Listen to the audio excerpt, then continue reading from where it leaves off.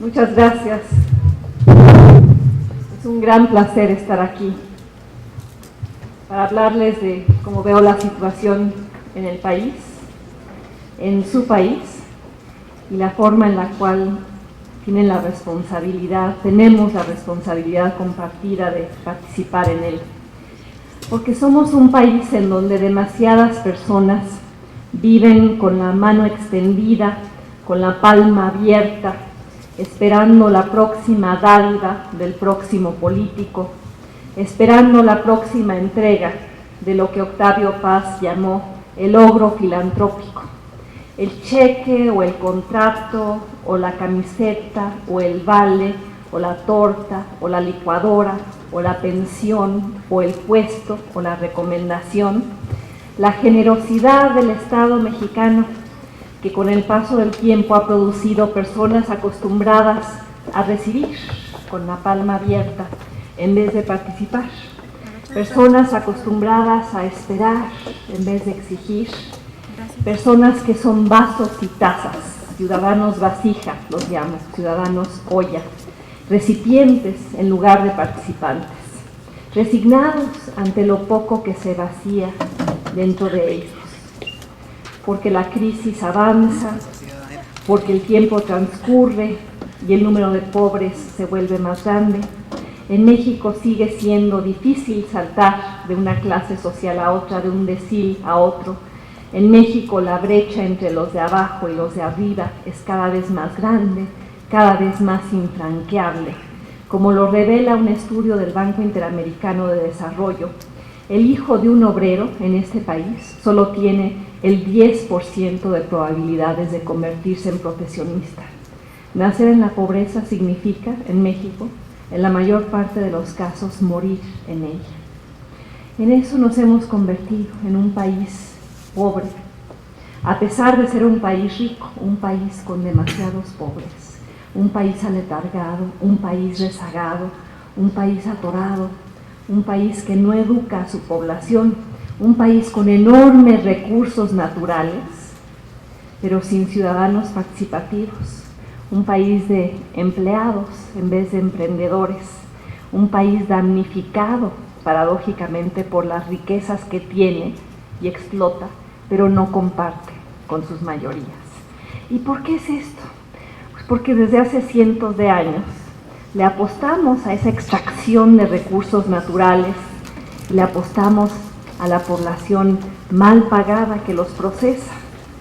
Nos hemos convertido por eso en un lugar de pocos dueños y muchos trabajadores, de un manojo de hombres ricos y millones de empleados pobres.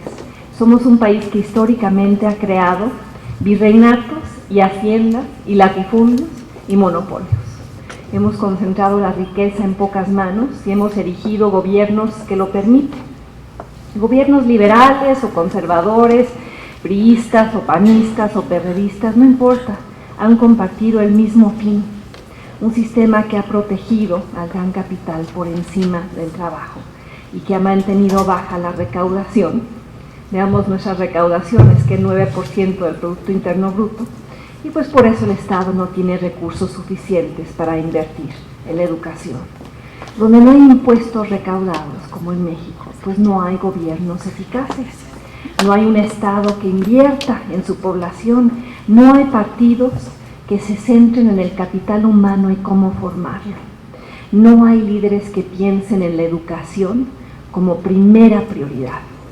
Lo que sí hay es mucha obra pública, muchos caminos y puentes, acabo de cruzar por uno, una carretera recién inaugurada, muchas maneras de obtener apoyos cortoplacistas y los votos que acarrean, muchas maneras de manipular al electorado en vez de representarlo, muchas costumbres, formas de hacer política vivas en el PAN, en el PRI, en el PRD, formas de ejercer el poder que mantienen a México agarrado de la nuca, creando un sistema de clientelas en todos los ámbitos y un sistema de élites acaudaladas, amuralladas, asustadas ante los pobres a quienes en realidad no quieren educar, porque no quieren franquear la brecha que tanto los beneficia, porque no tienen incentivos para hacerlo. Ahí están los choferes y los obreros y los maestros y las empleadas domésticas y los jardineros mal pagados, los que asisten a la escuela por turnos o dejan de hacerlo porque en este país la educación no está vinculada a la movilidad social. Millones de mexicanos sin primaria terminada, sin preparatoria acabada, sin una carrera profesional para hacerlos ciudadanos empoderados, educados, competitivos en su propio país y en el mundo. Hemos creado un sistema político, social, cultural, yo diría incluso empresarial, basado no en el mérito, sino en las relaciones, basado no en la excelencia, sino en los contactos, donde importa menos el grado que el apellido, donde los puestos se adjudican con demasiada frecuencia, con base en la lealtad y no en el profesionalismo, donde las puertas se abren para los disciplinados y no necesariamente para los creativos.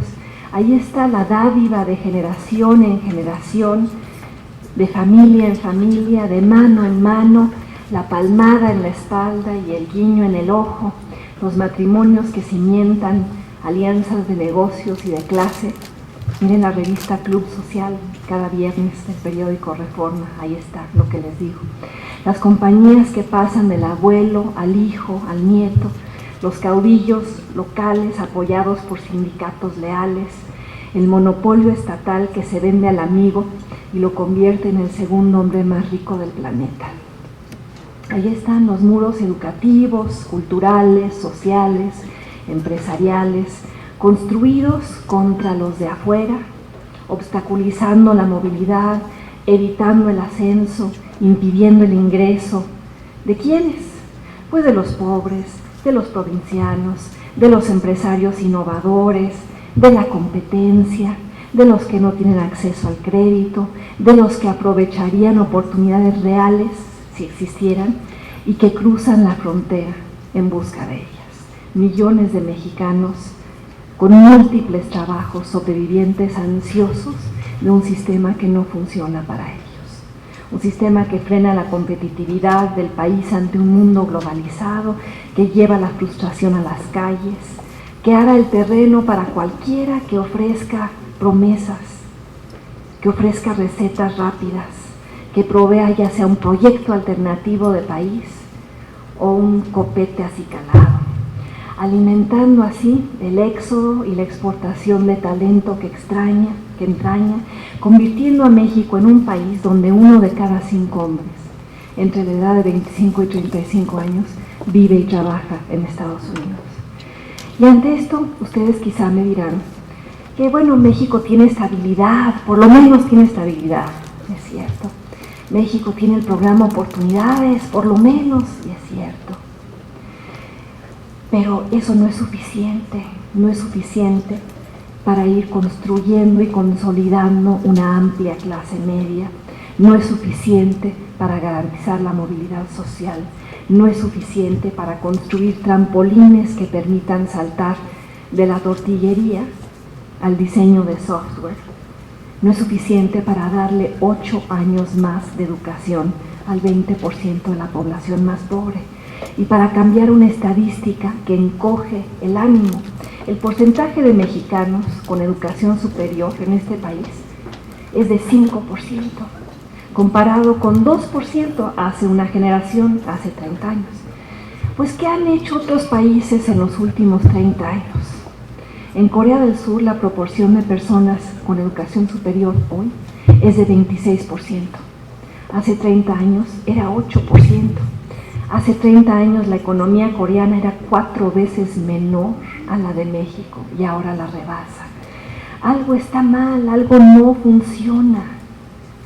Tiene que ver con esta cuestión profunda, histórica, estructural, la apuesta que el país le ha hecho a la extracción de recursos por encima de la inversión en su gente, la concentración de la riqueza que ese modelo genera, las disparidades que acentúa, la población pobre y poco clientelar que produce, el comportamiento clientelar